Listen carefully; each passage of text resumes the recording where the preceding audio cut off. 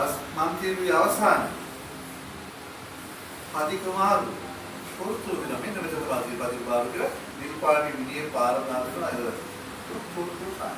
ඉතින් සංඥාවලට අපි භාවිත කරන ප්‍රධාන වශයෙන් තුනක්.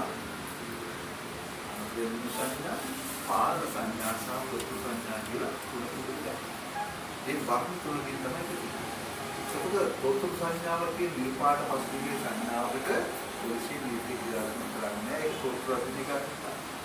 කහපාට සංඥාවට නීති ක්‍රියාත්මක කරන්නේ නැහැ. ඔබට අනතුරක් කියන බව අඟවනවා. අපි නීති ක්‍රියාත්මක නැති ඇයි? මේ කහපාට සංඥාවට ඔබ අවබෝධුනේ නැත්නම් ඔබ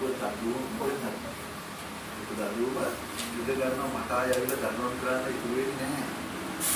ඒ වැඩි දෙනෙක් අද අන්තර බක්ලාදී ඉන්නේ. අනතුරු ඇඟවීමේ සංඥාව තියෙනවා. ඒක වාස්තවයි. උදාහරණ කියන්නේ තුට්ටුවකට මායින් කරන්නේ. අවසානයේ කෙලකරන්නේ.